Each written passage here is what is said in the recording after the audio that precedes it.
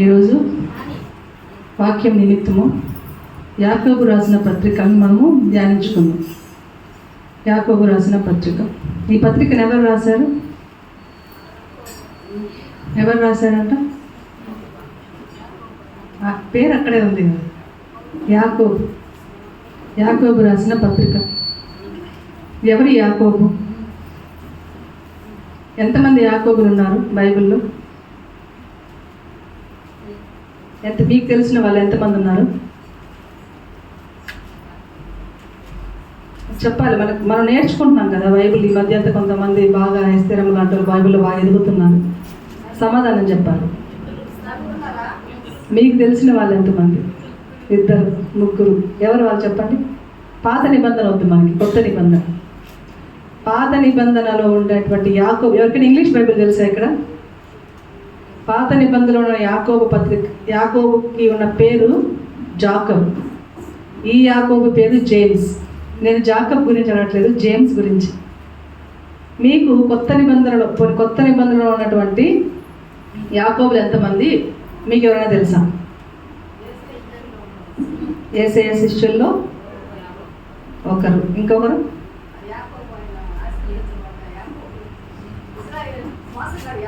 అది పాత నిబంధన. కొత్త నిబంధనలో యాకోబు. చూడండి, మొదటిగా మత్తయి సువార్త 4వ అధ్యాయం 21వ వచనం చూడండి. మత్తయి సువార్త 4వ అధ్యాయము 21వ వచనం.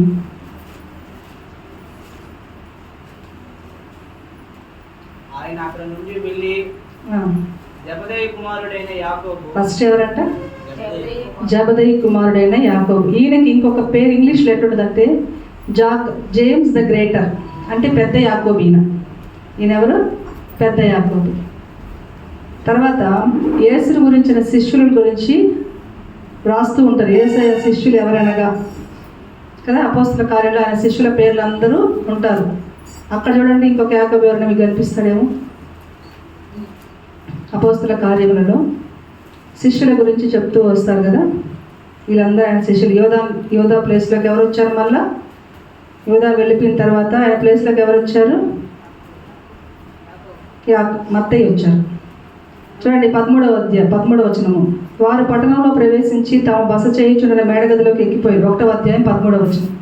వారెవరనగా పేతురు, యోహాను, యాకోబు, ఆంద్రేయ, ఫిలిప్పు, తోమా, బర్తలయి, మత్తయి, అల్ఫయకు కుమారుడకు యాకోబు. ఇంకొకరు ఎవరంట? ఫస్ట్ యాకోబు ఎవరంటే పైన ఉన్నాడు, 3 ఆయన జబదయి కుమారుడైనటువంటి యాకోబు. ఈయన ఎవరంటే యోహాను యొక్క తమ్ముడు. ఏ యోహాను? కాదు, బాప్తిజం ఇచ్చే యోహాను ఎక్కడున్నాడు? చనిపోయాడు కదా. ఏ యోహాన్ అంటే దేవుని చేత ప్రేరేపించబడి ప్రకటన గ్రంథం రాసినటువంటి యోహానుకి తమ్ముడు. ఎవరు? ఏ యాకోబు? జబదయి కుమారుడైనటువంటి యాకోబు. వీళ్ళిద్దరు జబదయి కుమారులు, యోహాను, యాకోబు. వీళ్ళల్లో పెద్ద యాకోబు ఎవరంట? యోహానికి తమ్ముడు. ఇప్పుడు చిన్న యాకోబు ఎవరు? అల్ఫై కుమారుడైనటువంటి యాకోబు. మరి 3వదిగా చూస్తే వీళ్ళల్లో ఇంకొక శిష్యుడు ఉన్నాడు యేసయ్యకి. ఆయన పేరు యోధా తమ్ముడైనటువంటి యాకోబు. చూడండి, లూకాసు వార్త 6వ అధ్యాయము 16వ వచనంలో ఇతను కనిపిస్తాడు. లూకాసు వార్త 6వ అధ్యాయము 16వ వచనం. యాకోబు సహోదరుడైన యూదా, ద్రోహియగు ఇస్కరియోతు యూదా అనువారు. ద్రోహియగు ఇస్కరియోతు యూదా వేరు, యాకోబు సహోదరుడైన యూదా వేరు. ఈ యాకోబు సహోదరుడు ఎవరు? యూదా ఎవరు? ఈ యాకోబు ఎవరు? యాకోబు సహోదరుడైన యూదా. ఈ యూదా ఎవరో తెలియాలంటే మీరు చూడండి ఒకసారి మత్తయి సువార్త 1వ అధ్యాయము 16వ వచనం. యాకోబు మరియల భర్త అయిన యోసేపును కనెను, ఆమె యందు క్రీస్తు అనబడిన యేసు పుట్టెను. యోసేపు. ఇప్పుడు పాతకాలంలో ఎట్లా అంటే, ఇప్పుడు కూడా కొంతమంది ఉంటాయి తాతల పేర్లే పిల్లలకు వస్తాయి కదా, పెట్టుకుంటారు కదా. ఇప్పుడు మా డాడీ పేరు రాఘవయ్య, వాళ్ళ తాత పేరు రాఘవయ్య. అట్లా పేర్లు కొంతమంది తాతల పేర్లు పెట్టుకుంటారు. ఇప్పుడు యోసేపు తండ్రి పేరు ఏంటంట? యోసేపు తండ్రి పేరు యాకోబు. యోసేపు తన కుమారులకి యాకోబు అని పేరు పెట్టాడు. అవునా? 7వ అధ్యాయంలో చూడండి, ఆ మాట ఉంటుంది మత్తయి సువార్త. అంటే క్లారిటీ కోసం మనకి ఎంతమంది యాకోబులు ఉన్నారని మనకి ముందుగా తెలియాలి. ఈయన దేవుడి గురించి చెప్పుకుంటూ తిరుగుతూ ఉన్నటువంటి ఆ కాలంలో అందరూ ఈయన చూసి ఎక్కిరిస్తారనమాట యేసయ్యని కదా. మార్కు సువార్త 6వ అధ్యాయము 3వ వచనం. యోసేపు తండ్రి పేరేంటి? యాకోబు. ఇప్పుడు యోసేపు పిల్లల గురించి ఇక్కడ చెప్తారు, చదువుతారా? 3వ వచనం. ఇతడు మరియా కుమారుడు కాడా? ఎవరు ఇతడంటే ఇక్కడ యేసయ్య. ఈయన మరియా కుమారుడు కాడా? ఇతడు యాకోబు, యోసే, యూదా, సీమోను అను వారి సహోదరుడు కాడా? ఇప్పుడు మీకు క్లారిటీ వచ్చింది. అక్కడ యాకోబు సహోదరుడైన యూదా. ఆ యూదా ఎవరు? ఈ యాకోబుకి తమ్ముడు. ఈ యాకోబు ఎవరు? యేసయ్యకి తమ్ముడు. అర్థం చేసుకోవాలి, బ్లాంక్గా చూడడం కాదు. అక్కడ యాకోబు సహోదరుడైన యూదా అని రాస్తుంది. ఆ యూదా ఎవరని చెప్పడానికి మీకు ఇక్కడ ప్రూఫ్. ఈ యాకోబుకి అంటే తాత పేరుని నీకు పెట్టినట్టుగా మనము మత్తయి సువార్తలో 1వ అధ్యాయంలో చూసాం. యోసేపు తండ్రి పేరు యాకోబు. యోసేపు తన కుమారుడికి, ప్రథమ కుమారుడికి తన పేరు పెట్టాడు. యేసయ్య యోసేపుకి కుమారుడు కాడు. రోమన్ క్యాథలిక్స్ ఇప్పటికి కూడా మరియమ్మ కన్యకననే అనుకుంటారు, కానీ తర్వాత మరియమ్మకి పిల్లలు పుట్టినట్టుగా, మళ్ళీ 2 ఆడపిల్లలు ఉన్నట్టుగా మనకి బైబిల్లో ఆధారం ఉంది. ఈయనకి తర్వాత పుట్టిన, అంటే యోసేపుకి మరియమ్మకి పుట్టిన ఫస్ట్ కుమారుడి పేరేంటి? యాకోబు. ఇక్కడ ఉంది కదా. ఇతడు యాకోబు, యోసే, యూదా. చాలా మంది చూడండి పిల్లలకి ఆల్మోస్ట్ ఒకటే పేర్లు, ఒకటే లైన్లో ఉంటాయి పేరు. ఫస్ట్ అక్షరము చాలా వరకు ఒకటేగా ఉంటాయి. యేసయ్య, యోసేపు, యేసయ్య, యాకోబు, యోసే, యూదా, తర్వాత సీమోను. ఈ యూదా ఎవరంటే లాస్ట్ మనకు కనిపించే ఒకే ఒక పత్రిక రాసినటువంటి యూదా ఈయనే. యూదా మనకి ఇద్దరే కనిపిస్తారు. ఒకరు మోసం చేసినటువంటి యూదా, ఇంకొకడు యేసు సహోదరుడైనటువంటి యూదా. ఇప్పుడు మీకు క్లారిటీ వచ్చిందా? జబదయి కుమారుడైనటువంటి ఒక యాకోబు, అల్ఫయి కుమారుడైనటువంటి యాకోబు, యేసు సహోదరుడైనటువంటి యాకోబు, ఇంకొక యాకోబు కూడా మీకు కనిపిస్తాడు. ఇప్పుడు మనకి ఈ యూదా పత్రిక రాసింది ఎవరు? యాకోబు పత్రిక రాసింది ఎవరు? ఇంత 3 ఉన్నారు కదా. వీళ్ళు రాసింది ఎవరని, ఈ పత్రిక రాసింది ఎవరు అనుకుంటాము? ఈ 3లో ఎవరై ఉండొచ్చు? చూడండి, మత్తయి సువార్త అపోస్తల కార్యములు 12వ అధ్యాయం రండి. అపోస్తల కార్యములు 12వ అధ్యాయము. యోహాను సహోదరుడైన యాకోబు. ఇక్కడ ఎవరంటే అయినా యోహాను సహోదరుని ఫస్ట్గా చెప్పుకున్నాం. బాప్తిస్మం ఇచ్చే యోహాను కాదు, ప్రకటన గ్రంథం రాసినటువంటి శిష్యుడైనటువంటి యోహాన్ని వాళ్ళ తమ్ముడిని చూడండి, కొందరిని బాధపెట్టుకు బలాత్కారంగా పట్టుకొని యోహాను సహోదరుడైన యాకోబును ఖడ్గముతో చంపించాను. అప్పటికి ఈయన చనిపోయాడు. జబదయి కుమారుడైనటువంటి యాకోబు చనిపోయాడు. ఈ లెస్సర్ జేమ్స్ గురించి ఇంకెక్కడ బైబిల్లో ప్రస్తావన లేదు. ఇంకున్నటువంటి ఈ యొక్క 3వ యాకోబు అంటే యేసు సహోదరుడైన యాకోబే మనకి పత్రిక రాశాడు. దానికి మనకి ఇంకొక ప్రూఫ్ ఏంటంటే గల్తీ రాసిన పత్రిక 1వ అధ్యాయము 19వ వచనం చూడండి. గల్తీ రాసిన పత్రిక 1వ అధ్యాయము 19వ వచనం. అతనిని తప్ప అపోస్తలులలో మరి ఎవరిని నేను చూడలేదు, కానీ ప్రభువు యొక్క సహోదరుడైన యాకోబును మాత్రము చూచితిని. యాకోబు అంటే ఇక్కడ మళ్ళీ ప్రస్తావించబడింది ఎవరంటే యేసయ్య తమ్ముడు. కాబట్టి మనకు ఫస్ట్ ఒక క్లారిటీ వచ్చింది. అవునా? వచ్చిందా? ఒకవేళ క్లారిటీ లేకపోతే ఈ వీడియోని మరలా రివైండ్ చేసుకొని, లేకపోతే ఫస్ట్ నుంచి చూడండి. యాకోబు ఈ పత్రిక రాసింది మాత్రం యేసయ్య సహోదరుడైనటువంటి యాకోబు. ఇక్కడికి ఒకటి అయిపోయింది. సెకండ్గా చూస్తే ఈయన ఎవరంటే అసలు యాకోబు సహోదరుడు అని చెప్పాము, కానీ ఫస్ట్ ఈయన ఎవరు? దేవుని తమ్ముళ్ళు. కానీ ఒక్కరు కూడా ఆయన్ని విశ్వసించిన వారు మాత్రం కాదు. యేసయ్యని ఏ రోజు వాళ్ళు నమ్మిన వారు కాదు. దావీదు ఎలా అయితే తృణీకరింపబడి వెలివేయబడ్డాడో అలాంటి సిచ్యువేషన్లో యేసయ్య కూడా మనకి బైబిల్లో కనిపిస్తుంది. ఒక టైంలో ఈయనని చంపాలని అందరూ ప్లాన్ చేస్తున్నప్పుడు ఈయన బయటికి వెళ్ళకుండా ఇంట్లోనే ఉంటాడు. ఎవరు? యేసయ్య. ఇంట్లోనే ఉన్నప్పుడు వాళ్ళ తమ్ముళ్ళు ఆయన్ని ఎక్కిరిస్తారు.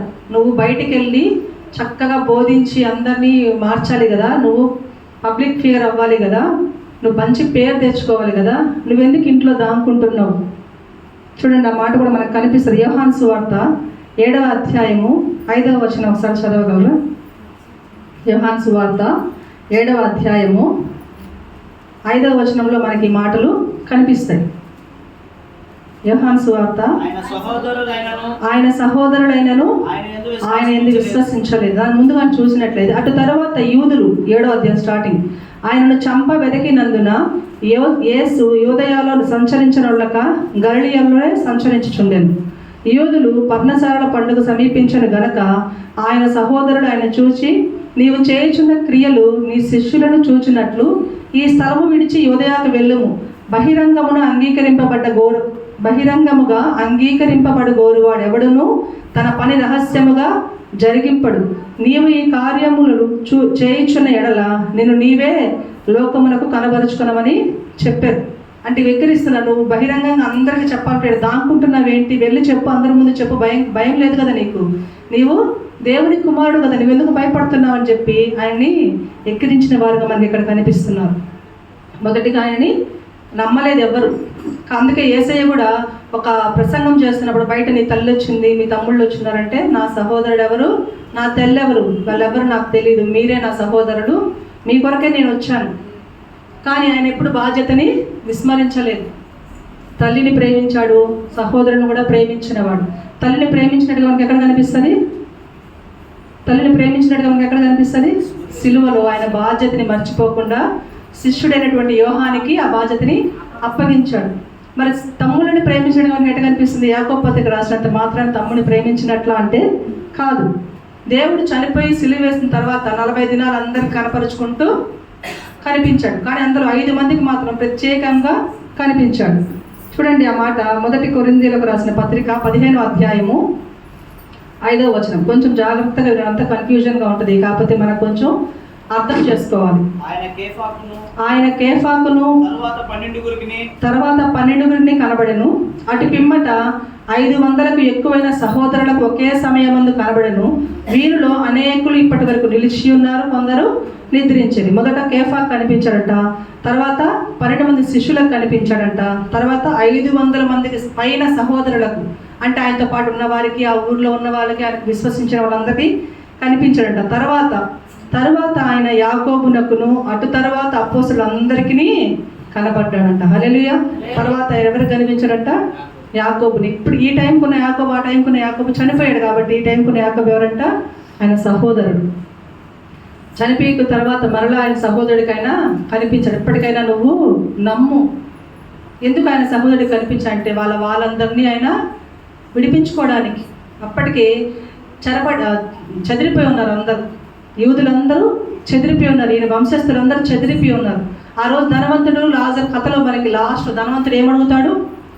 పరలోకానికి వెళ్ళిన తర్వాత ఒక్కసారి నన్ను కిందకు పంపిస్తాను, వాళ్ళందరికీ నేను చెప్పుకుంటాను, ఇదిగో నేను ఎట్లా నాశనం అయిపోయాను, నేను ఎట్లో రక్షణ తెలుసుకోలేకపోయాను, నన్ను ఒక్కసారి కిందకు పంపిస్తాను, వాళ్ళందరూ నేను రక్షించుకుంటాను అని చెప్తాడు. అట్లా వాళ్ళందరినీ రక్షించుకోవాలి. సువార్త తన ఇంటిలోనే ప్రారంభం అవ్వాలి మొదట కదా, ఇంట గెలిచి రచ్చగలవాలి. ముందు నీ కుటుంబాన్ని నువ్వు మార్చుకోవాలి, నీ కుటుంబంలో నువ్వు సాక్ష్యం పొందుకోవాలి.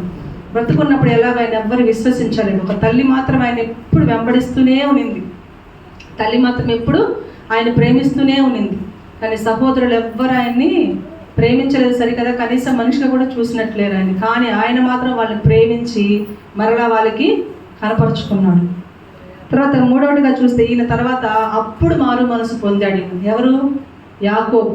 అప్పుడు మారు మనసు పొంది పశ్చాత్తాపడి అప్పుడు దేవుని యందు విశ్వాసం ఉంచాడు. హల్లెలూయా. ఈరోజు నువ్వు బ్రతికుండగానే నీకు ఎంత గొప్ప సువార్త నీకు ప్రకటిస్తుంటే నువ్వు ఇప్పటికీ మారు మనసు లేకుండా ఉన్నావేమో, ఇప్పటికీ నువ్వు వేషధారణ జీవితంలో ఉన్నావేమో. దేవుడు చేసే అద్భుత కార్యాలు మన కంటికి కనిపించడం లేదు. మాటలతోనే ఒప్పుకుంటాం దేవుడు నిజ దేవుడు అని, మాటలతో ఒప్పుకుంటాం, దేవుడు ఆయుష్నిచ్చి ఈరోజు నేను బతుకున్నానంటే ఆయన కృప అనే మాటలతో ఒప్పుకుంటున్నాం. ప్రతిదీ మాటలతో కానీ నువ్వు మనసుతో ఇంకా అంగీకరించిన దేవుణ్ణి. నువ్వు దేవుని రుచి చూడలేదు. స్వీట్ అంటే తీయగా ఉంటుందని మాత్రమే తెలుసు. తింటే కదా ఆ స్వీట్లో రకాలు ఉంటాయి, ఎన్నో రకాలు. స్వీట్ అంటే తీయగా ఉంటుంది అందరికీ తెలుసు. నువ్వు దేవుని మనసుతో నోటితో ఒప్పుకుంటున్నావు. నిజరక్షకుడు అంటున్నావు, విశ్వాసం గల విమోచనకర్త అంటున్నావు, నన్ను రక్షించేవాడు అంటున్నావు, కృప చూపించేవాడు అంటున్నావు, నా స్థితిని మార్చేవాడు అంటున్నావు. అన్ని నోటితోనే ఒప్పుకుంటున్నాం కానీ మనసుతో దేవుడు మనం ఎవ్వరము అంగీకరించడం లేదు. అందుకే ఈయన ఏం చేశారంటే ఆ కాలంలో చంపుతున్నారు శిష్యులు ఎక్కడ కనిపించినా కూడా. పేతురు యోహాను విస్తరిస్తున్నారు సువార్తని. అంతమంది శిష్యులున్నా కూడా యాకోబుని మాత్రం దేవుడు సంఘ పెద్దగా ఎన్నుకున్నాడు. హల్లెలూయా. చూడండి, గలతీ రాసిన పత్రిక 2వ అధ్యాయము 9వ వచనంలో ఈ మాట మనకు కనిపిస్తుంది. గలతీ పత్రిక 2వ అధ్యాయము కాగా అనగా సున్నతి పొందిన వారికి చదువుతాను. అనగా సున్నతి పొందిన వారికి అపోస్తులగుటకు పేతురునకు సామర్థ్యం కలుగజేసిన వాడే అన్యజనులకు అపోస్తులగుటకు నాకును సామర్థ్యం కలుగజేసినని వారు గ్రహించినప్పుడు. పేతురు అంటే నాకు అంటే ఎవరు ఇక్కడ? మళ్ళా పౌలు. స్తంభము గ్రహించినప్పుడు స్తంభములుగా ఎంచబడిన యాకోబు, కేఫా, యోహాను అని వారు నాకు అనుగ్రహింపబడిన కృపను కనుగొని, అంటే స్తంభములుగా ఎంచబడ్డారు. ఈ క్రీస్తు రాజ్య సువార్తలో దేవుడు నిజమైన వాడు, మనుష్య కుమారుడుగా వచ్చాడు మన మధ్యలోకి. నీ పాపాలని ఒప్పుకోండి, మెస్సయ్య కాదు ఆయనే యేసయ్య మెస్సయ్య అని అందరికీ చెప్పుకుంటూ తిరుగుతున్న ఆ రోజుల్లో చంపేస్తున్నారని తెలిసినా కూడా ఆయన ఎట్లా నిలబడ్డాడంట? ఒక స్తంభముగా నిలబడ్డాడు. ఒక మూల స్తంభం. స్తంభం లేకపోతే ఏ ప్రాకారము నిలబడదు. ఆయన ఒక స్తంభముగా ఆ రోజుల్లో నిలబడ్డాడు. దేవుని కోసం హతసాక్షిగా అయిపోవడానికి కూడా సిద్ధపడ్డాడు. అప్పటికే చచ్చిపోతున్నారు. స్టెఫన్ చచ్చిపోయాడు హతసాక్షులుగా. యాకోబుని చంపేశారు, యోహాన్ని చంపేశారు. వీళ్ళు కనిపిస్తే చంపడానికి ప్రయత్నిస్తున్నారు. అటువంటి పరిస్థితుల్లో వాళ్ళకి అంటే యాకోబు యొక్క చెదిరిపోయినటువంటి వాళ్ళకి ఆయన రాసిన పత్రికని, ఉత్తరాన్ని దేవుడు ఏం చేశాడు? ఈ యొక్క బైబిల్లో పొందుపరిచాడు. హల్లెలూయా. మనకి పాత నిబంధనలో సామెతలు ఎంత గొప్పవో కొత్త నిబంధనలో యాకోబు రాసిన పత్రిక అంతే గొప్పది. 5 అధ్యాయాలు ఉంటాయి. 5 అధ్యాయాలు మన జీవితానికి చక్కనివి.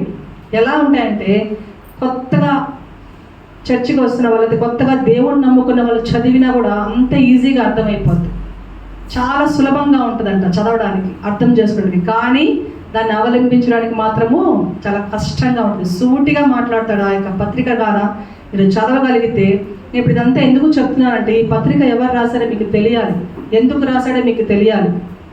ఎటువంటి స్థితిలో నుంచి దేవుడు అని పిలుచుకోవాలంటే విశ్వాసం లేనటువంటి ఒక స్థితిలో నుంచి దేవుడు అని పిలుచుకొని ఒక మూల స్తంభముగా నిలబెట్టాడు. హల్లెలూయా.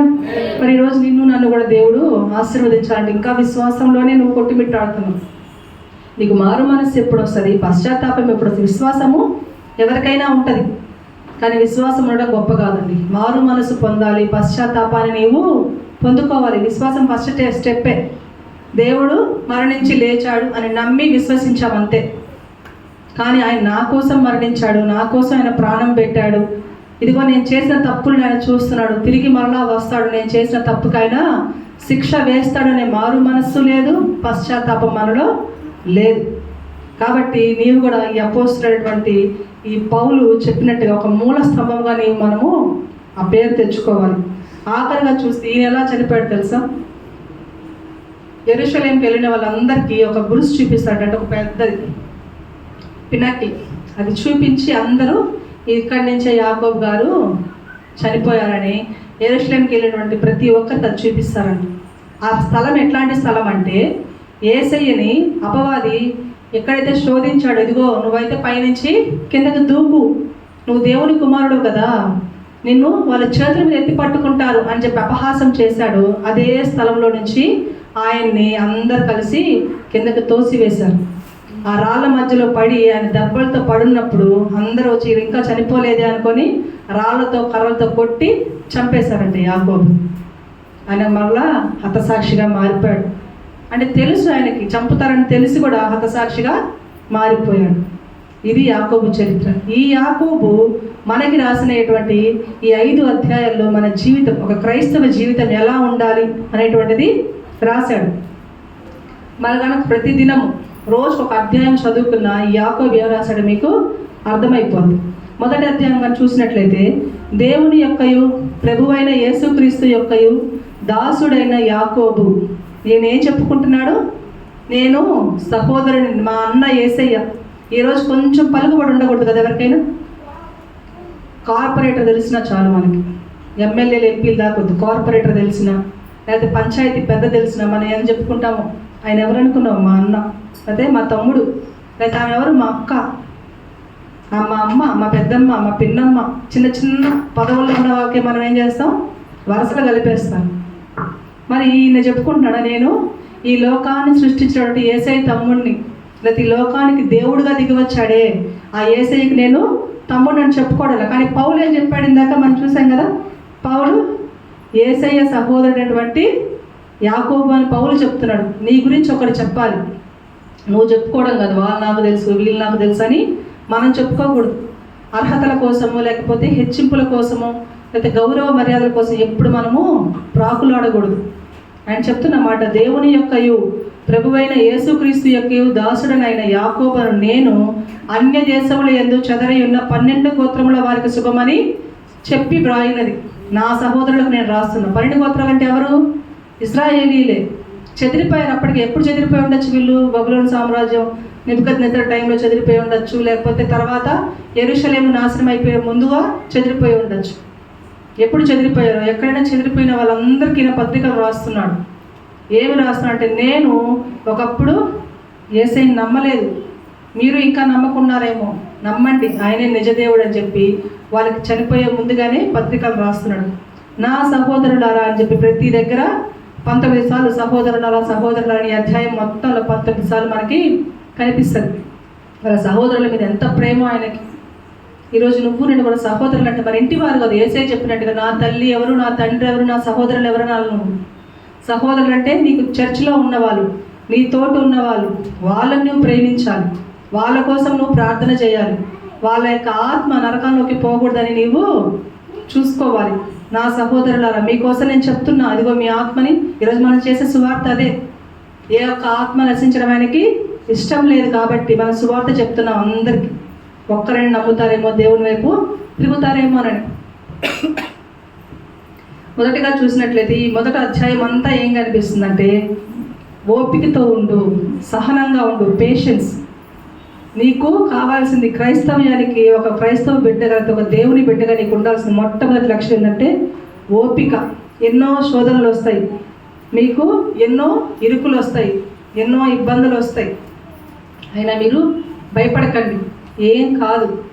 మందిరానికి వెళ్ళండి, చెప్పేది వినండి, చెప్పింది వినింది మరలా అవలంబించుకోండి జీవితానికి, విని వదిలేయకండి. చూడండి ఆ మాట మొదటి అధ్యాయంలోనే మనకి చాలా మాటలు కనిపిస్తాయండి. ఒకటి కాదు, ఒక అధ్యాయాన్ని మనము 1 గంట సేపు ధ్యానం చేసుకోవచ్చు, అంత చక్కగా వివరించుంటాయి. అందుకే మీరు ఇళ్ళకెళ్ళి చదువుకోండి ఒక్కొక్క అధ్యాయాన్ని నిదానంగా. మొదటి అధ్యాయంలో 12వ వచనంలో చెప్తాడు, శోధన సహించువాడు ధన్యుడు. నీకు ఎన్నో శోధనలు వస్తాయైనా సహించు, ఓపిక పట్టు, ఏం భయపడకు. ఈ లోకాన్ని చూసి నువ్వు భయపడకు. ఇందాక పాటలు విన్నాం, భయము చందక భక్తుడా ఈ లోకంలోని మాయాలంటి అటువంటి ఆ మాయను చూసినప్పుడు మనం భయపడాల్సిన అవసరం లేదు. దేవదత్తులు ఎత్తి పట్టుకుంటారు, నువ్వు పైనుంచి కిందకు దూకు, దేవదత్తులు నిన్ను ఎత్తి పట్టుకుంటారని చెప్పాడు. ఈ శరీరాన్ని ఎవ్వరు కాపాడలేరండి. ఈ శరీరం ఈ రోజు కాకపోతే రేపైనా మట్టిలో కలిసిపోవాల్సిందే. దేవుడిని ఆత్మను ఎత్తి పట్టుకుంటాడు. హల్లెలూయా, అది గుర్తుపెట్టుకోండి. ఈ శరీరాన్ని నాశనం చేసేవాటికి మనం ఏ రోజు భయపడాల్సిన అవసరం లేదు. ఈ రోజు కాకపోతే రేపు, రేపు ఎల్లుండి, లేకపోతే ఒక 10 రోజులు, సంవత్సరాల తర్వాత మనము మట్టిలోకి పోవాల్సిన వారమే. కానీ ఆత్మని మట్టిలోకి పంపించకుండా, నీ ఆత్మని అపవాది చేతికి అప్పగించకుండా కాపాడే దేవుడికి నీవు భయపడాలి. ఇంకా వాడంటాడు చూడండి, మొదటి అధ్యాయం అంతా శోధన సహించు, ఏం భయపడద్దు. ఎన్నో ఇరుకులు వస్తాయి. ఇదిగో మేము కూడా శ్రమల్లో నుంచి వచ్చిన వారమే, మేము ఎన్నో శ్రమలు పడుతున్నాం, అయినా మేము క్రీస్తుని ప్రకటించడానికి భయపడడం లేదు. మీరు కూడా భయపడకండి అని చెప్తూ ఉంటాడు. తర్వాత 2వ అధ్యాయం కానీ చూసినట్లయితే 2వ అధ్యాయం మొత్తం చెప్పేది అవలంబించుకోవడం గురించి, ప్రాక్టీస్. ఎక్కడ పైన అయితే ఏంటి, ఓపిక పట్టు. రెండవది పేషెన్స్, రెండోది వచ్చేసి ప్రాక్టీస్. నువ్వు దేవుడి గురించి ఏమైతే విన్నావో, మందిరానికి వెళ్తున్నావు కదా, వస్తున్నావు కదా, మందిరంలో ఏమి వింటున్నావు చూడండి. పైనే మొదటి అధ్యాయం 19వ వచనంలో, నా ప్రియ సహోదరులారా మీరు ఈ సంగతి ఎరుగుదురు కనుక ప్రతి మనుష్యుడు వినుటకు వేగిరపడవలను, వినడానికి వేగిరపడండి. నువ్వు ఏదైతే వింటావో దానికే ఇష్టపడు, అంతేగాని కొంతమంది మాట్లాడుతుంటే మధ్యలో మాట్లాడేస్తారు, వినరు కంప్లీట్గా. వినడానికి వేగిరపడు, మాట్లాడడానికి నిదానించు. నువ్వు మాట్లాడి మాట్లాడి మాట్లాడి నీ భక్తిహీనతకు నువ్వు దారి తీయకు. ఎక్కువ మాట్లాడడం ఏమంటారు, విస్తారమైన మాటల్లో దోషం ఉండక మానదని చెప్తుంది వాక్యం. అతిగా మాట్లాడే వాళ్ళకి అది ఎవరికి అంతలా నచ్చరు, మాటలతోనే బతికేస్తుంది అనే పేరు వచ్చేస్తుంది వాళ్ళకి. అతిగా మాట్లాడుకు, వినడానికి ఇష్టపడు. మళ్ళీ కింద చూసినట్టయితే 22వ వచనం, మీరు వినువారు మాత్రమై ఉండి మిమ్మల్ని మీరు మోసపుచ్చుకొనకుండా. వింటాం, విని వెళ్ళిపోకండి. రెండవది ఏం చెప్పుకున్నాం, ప్రాక్టీస్ చేయాలి. ఏమైతే విన్నామో దాన్ని మనము ఆ లక్షణాలను అవలంబించుకోవాలి.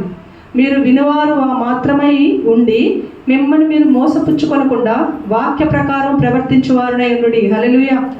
ఏదైతే విన్నారో దాన్ని నేర్చుకోండి, దాన్ని మీ యొక్క జీవితంలోకి అనువదించండి. నేను ఒక అధ్యాయం నేర్చుకురండి అని చెప్తాను. నేర్చుకొచ్చినప్పుడు నాని చదివావా నాని అంటే చదివాను అంటాడు. ఎన్ని చదివావరా అంటే ఏం చదివావరా, నీకేం తెలుసు అంటే నేను దాంట్లో 5 విషయాలు నేర్చుకున్నాను అని చెప్తాడు. ఎన్ని విషయాలు నేర్చుకున్నాడు? 5 విషయాలు నేర్చుకున్నాడు. అందులో 3 నేను ఖచ్చితంగా పాటిస్తున్నాను. వాడు చదివినప్పుడు వాడికి ఎన్ని అర్థమైనాయి? 5 అర్థమైనాయి. ఆకాష్ వచ్చాడు, నువ్వు చదివావా అంటే చదివాను అక్కడ. మరి నీకెన్ని అర్థమైనారంటే నాకు 2 విషయాలే అర్థమైనాయి. మరి ఆ 2 పాటిస్తున్నావా? పాటిస్తున్నావు.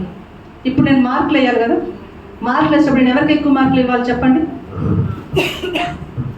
ఎవరికి ఎక్కువ మార్కులు ఇవ్వాలి? నానికి 5కి ఎక్కువ మార్కులు వేయాలి. అంతేనా? అంతేనా? 5లో 3 పాటిస్తున్నాడు వాడు. 5 నేర్చుకున్నాడు, 3 పాటిస్తున్నాడు. వాడు 2 నేర్చుకున్నాడు, 2 పాటిస్తున్నాడు. ఎవరికి ఎక్కువ మార్కులు ఇవ్వాలి? ఆకాష్కే ఎక్కువ ఇవ్వాలి. హల్లెలూయా. ఎందుకంటే నువ్వు ఎంత నేర్చుకున్నావని కాదు ముఖ్యం, నువ్వు నేర్చుకున్నది అవలంబిస్తున్నావా లేదా, నువ్వు నేర్చుకున్నది ఆచరణలో పెట్టావా లేదా అన్నదే ముఖ్యం. 5 విషయాలు నేర్చుకున్నావు, గొప్ప ఏంటి? అందులో నువ్వు పాటించింది 3. అందుకే అంటాడు ఒక మాట 3వ అధ్యాయం స్టార్టింగ్లో, నా సహోదరులారా బోధకులమైన మనము మరీ కఠినమైన తీర్పు పొందుదామని తెలుసుకొని మీరు అనేకులు బోధకులు కాకుండారి. అంటే ఏంటంటే బోధకులు అంటే ఎవరండి? చెప్పేవాడికి ఎక్కువ జ్ఞానం ఉంటుందా, వినేవాడికి ఎక్కువ జ్ఞానం ఉంటుందా? చెప్పేవాడికి ఎక్కువ జ్ఞానం ఉంటుంది. ఎందుకంటే నేను తెలుసుకొని మీకు చెప్పాలి, నేను చెప్పింది మీరు వింటారు. అందుకని మీరు బోధకులు కావడానికి ప్రయత్నం చేయకండి, ఎందుకంటే కఠినమైన తీర్పు మీకే. నువ్వు ఎక్కువ నేర్చేసుకున్నావు అనుకుంటున్నావేమో, నువ్వు ఎంత ఎక్కువ నేర్చుకుంటే అంత ఎక్కువ ఆచరణలో పెట్టాలి. నువ్వు ఎంత తక్కువ నేర్చుకుంటే అంత తక్కువ ఆచరణలోకి వస్తుంది. బోధకులు కావడానికి ఇష్టపడబాకండి. బోధకులైన మనకి కఠినమైన తీర్పు గుర్తుపెట్టుకో. ఎందుకంటే అన్నీ చెప్తాం కదా, అన్నీ పాటించాలి. వినేవాడు కొన్నింటిని మాత్రమే తీసుకుంటాడు చెవులోకి, ఆ కొన్నింటిని నేర్చుకుంటాడు. కాబట్టి మొదటిగా మనం ఏదంటే మంచి పోరాటాన్ని మీరు పోరాడుతూ ఓపికగా ఎదురు చూడండి. రెండవదిగా చూస్తే వినుటకు వేగిరపడండి, దాన్ని ప్రాక్టీస్లో పెట్టండి. ఏదైతే విన్నారో దాన్ని ఆచరణలో పెట్టుకోండి. 2వ అధ్యాయం మొత్తం కనిపిస్తుంది. మరి 3వ అధ్యాయం మనకి ఏం చెప్తుందంటే నీ నాలుకను కాచుకో. ఎందుకంటే మన శరీరంలో అన్ని భాగాలకి నరాలు ఉన్నాయి, నాలుకకు మాత్రం నరం లేదంట. ఒక మనిషిని బతికించాలన్నా, ఒక మనిషిని చంపాలన్నా ఒక మాట చాలు. కాబట్టి నీ నాలుకని జాగ్రత్తగా కాచుకో. నువ్వు మాట్లాడే మాటలు మన ఇంట్లో కూడా, మన బిడ్డలతో కానీ, మన ఇంట్లో కానీ మనం అనే మాటలు, ఇది నాకు కాదు, ఇది నాకు అవ్వదు, ఇది నాకు జరగదు అని అనుకోబాకండి. ఏదైనా మంచిగానే చెప్పుకోండి. ఇదిగో దేవుడు నాకు ఇది చేస్తాడు, ఎప్పటికైనా చేస్తాడు, నా బిడ్డల్ని ఆశీర్వదిస్తాడు. ఈరోజే కాదు, ఇప్పుడే ఆశీర్వదించేశాడు. ఎప్పటికైనా జరగని ఆశీర్వాదం అయితే నేను పొందుకున్నా. ఎప్పుడు నీ నోటి నుంచి ఆశీర్వచనాలే రావాలి. నీ నోటి మాటే. మనం యోగ గురించి చెప్పుకున్నాం. రేపేమో నా బిడ్డలకి ఏమవద్దో ఏమవద్దో ఏమవద్దు అని రోజు బలర్పించేవాడంట. ఇదిగో నేను ఏదైతే అవ్వకూడదు అనుకున్నానో అదే జరిగింది. నువ్వు ఎందుకు అనుకుంటున్నావు? మైనస్లు ఎప్పుడు నెగిటివ్గా అనుకోబాకండి ఏది కూడా. నీ నాలుక చాలా జాగ్రత్తగా కాచుకో. నువ్వు మాట్లాడేటప్పుడు కానీ, నీ ప్రవర్తనలో కానీ, నీ ప్రతి విషయం నీ నాలుకని చాలా జాగ్రత్తగా కాచుకొని 3వ అధ్యాయం మొత్తము చెప్తుంది. మొదటిగా ఏంటి? ఓపిక్గా ఉండి, పేషెన్స్గా ఉండి. పేషెంట్, బీ వెరీ పేషెంట్ అనమాట. రెండవదిగా చూసినట్లయితే ప్రాక్టీస్. నువ్వు ఏదైతే విన్నావో, ఓపిక్గా ఏదైతే విన్నావో అది ఆచరణలో పెట్టుకో. 3వది ఏంటి? Power of tongue. నీ యొక్క నాలుక చాలా బలమైనది, శక్తివంతమైన నాలుక. ఆ నాలుకతో చాలా జాగ్రత్తగా మాట్లాడు. మరి 4వదిగా చూసినట్లయితే ఇదంతా యుద్ధములు, మన జీవితంతో ఎన్నో యుద్ధాలు చేయాలి అపవాది కనిపించని శక్తులతో. అంటే ఈ లోకంలో జీవిస్తున్నప్పుడు ఈ శరీరానికి కానీ, మన జీవిత లైఫ్ స్టైల్కి కానీ, శరీరేచ్ఛలకు కానీ, భోగేచ్ఛలకు కానీ ఎన్నెన్నో అడుగుతుంటాం. నేను ఎట్లా బతకాలి, ఎట్లా బతకాలి. మనం ప్రయాసపడేది మంచిగా బతకడానికే కదా. ఎవ్వరు కూడా ఈ పూట తిండి తిని సరిపోతే చాలు అని ఎవరు బ్రతకం. రేపటి గురించి చింతించద్దు అని చెప్పినా మనం బ్రతికేది రేపటి గురించి. కాబట్టి ఇటువంటి ప్రయాసమైనటువంటి జీవితంలో, లేకపోతే ఈ ప్రయాసవంతమైనటువంటి యొక్క కష్టాలలో నువ్వు భయపడద్దు, ఎక్కువ చింతించకు, నువ్వేమీ బాధపడకు. నువ్వు 4వదిగా చేయాల్సిందంటే ప్రశాంతంగా జీవించు. ఎన్నో కష్టాలు వస్తాయి, బీ వెరీ పీస్ఫుల్, చాలా చక్కగా దేవుణ్ణి స్తుతించుకుంటూ, దేవుని స్మరించుకుంటూ జాగ్రత్తగా ఉండు. కాబట్టి ఇంకొకటి ఇక్కడ చెప్పింది అంటే 4వ అధ్యాయంలో చూడండి, మీరు అడిగినను మీ భోగముల నిమిత్తము వినియోగించటకై దురుద్దేశంతో అడుగుదురు కనుక మీకు ఏమీ దొరకట్లేదు. దేనికోసం మీరు ఆశపడకండి, ప్రశాంతంగా జీవితాన్ని జీవించండి. కాకపోతే ఆఖరి వచనంలో 4:17 మేలైనది చేయని ఎరిగియు అలాగూ చేయు వానికి పాపం. చేయని వానికి ఏది చేస్తే మంచి, ఏది చేస్తే మేలో మనకు తెలుసు కూడా అది మనం చేయడం లేదంటే అదే పాపము. పాపానికి పాత నిబంధనలో ఒక మాట ఉంది, ఏంటి? ఆజ్ఞ అతిక్రమమే పాపము, ఆ పాపము వల్ల వచ్చే జీతము మరణమని అక్కడుంటే ఇక్కడ పాపం ఏంటంట? అందుకే ఈ యాకోబుని పాత నిబంధనకి కొత్త నిబంధనకి కంపేర్ చేస్తారు. మేలైనది చేయకపోవడమే పాపం అంట. పాత నిబంధనలు అది ఆజ్ఞ అతిక్రమం అంటే మాట వినకపోవడమే పాపం. మాట ఏం చెప్తుంది? మేలైనదే చేయమని చెప్తుంది. ఆ మేలైనది చేయకపోవడమే పాపం అని ఈయన చెప్తున్నాడు. కాబట్టి ఆఖరిగా చూసినట్లయితే ప్రార్థన, ఈ 5వ వచనం 5వ అధ్యాయం మొత్తం చెప్పేది ప్రేయర్ గురించి. నీవు ధనవంతులుగా ఉండడానికి ఇష్టపడద్దు, లేకపోతే బీదలుగా ఉండడానికి ఇష్టపడద్దు. ఎందుకంటే కొంతమంది చూడండి, కొన్ని చర్చెస్లో ఇద్దరు వస్తున్నారు అనుకోండి మన చర్చికి, పట్టు చీర కట్టుకొని చక్కగా వాచ్ పెట్టుకొని బంగారు వస్తువులు వేసుకొని బంగారు గాజులు వేసుకొని ఆమెకు ఎక్కువ విలువిస్తారా? సాదాసిదిగా మనలాగా వచ్చారు ఎక్కువ విలువిస్తారా? ఆమెకు ఎక్కువ ఎక్కలేని గౌరవ ఘనతలు. కానీ క్రీస్తులో ఏం ఉండకూడదు, అందరూ ఒకటేగా ఉండాలి. అది రాస్తారు ఇక్కడ ఈ అధ్యాయం అంతా చదివితే. ధనవంతులకి ఎక్కువ ఉపద్రవం, మనకు కాదు. నువ్వు ధనవంతులుగా ఉండడానికి ఇష్టపడకు, బీదలుగా ఉండడానికి ఇష్టపడు. కానీ ఏ విషయంలో కూడా దేవుడు ఇచ్చిన స్థితిని బట్టి కృతజ్ఞతాస్థుతులు చెల్లించుకుందాం, ప్రార్థన చేసుకుందాం. ప్రార్థనా జీవితాన్ని కలిగి ఉండండి. ఏ రోగం వచ్చినా, బాధ వచ్చినా ప్రార్థన చేసుకోండి. ఈ 5 అధ్యాయాల సారాంశం ఇది. దేవుడి చిత్తం మరొకసారి ఈ అధ్యాయాల గురించి వివరణగా మనం నేర్చుకుందాం. ఈరోజు మనం నేర్చుకుంది యాకోబు ఎవరని, ఆయన ఎక్కడి నుంచి వచ్చాడు, తర్వాత ఆయన ఎందుకు ఈ అధ్యాయం రాయాల్సి వచ్చింది, అధ్యాయాలు, ఆ అధ్యాయాలు వేటి గురించి రాశాడు. కాబట్టి ఖచ్చితంగా మీ అందరూ ప్రతి ఒక్కరికి చెప్తున్నాను, రోజుకు ఒక అధ్యాయమైన నిదానంగా చదవండి. ఈయన రాసినవన్నీ మన క్రైస్తవ జీవితాన్ని మొత్తానికి సరిపోయేటువంటి మాటలు ఇందులో ఉంటాయి. మొదటిగా ఏంటి? వెరీ పేషెంట్, అంటే చాలా ఓపిక కలిగి ఉండండి. రెండవది, మీరు ఏదైతే ఓపికగా విన్నారో దాన్ని మన జీవితంలో ప్రాక్టీస్ చేయండి. మూడవదిగా, మీ నాలుక చాలా శక్తివంతమైనది, ఆ నాలుకతో చాలా జాగ్రత్తగా ఉండండి. మాట్లాడే ప్రతి మాట జాగ్రత్తగా మాట్లాడండి. నాలుగవదిగా మనం చూసినట్లయితే ఈ లోకంలో ఉన్నటువంటి భోగాల కోసం కానీ, లేకపోతే ఈ లోకంలో ఉన్నటువంటి ఐహిక విచారాల కోసమో, లేకపోతే లగ్జరీగా బతకాలని మీరేమీ ఆతురపడకండి. ప్రశాంతంగా మీ జీవితాన్ని దేవుడికి సమర్పించుకోండి. ఆఖరిగా చూస్తే ప్రార్థనా జీవితాన్ని కలిగి ఉండండి. కాబట్టి ఇవన్నీ మన జీవితంలో ఉంచుకుందాము. దేవుని కొరకు మనము విశ్వాసంగా కాక మారు మనసు పొంది పశ్చాత్తాపడిన విశ్వాసాలుగా మనము జీవిద్దాం. ఈ కొద్ది మాటలు దేవుడు తన వెనుకలో దీవించి ఆశీర్వదించును గాక.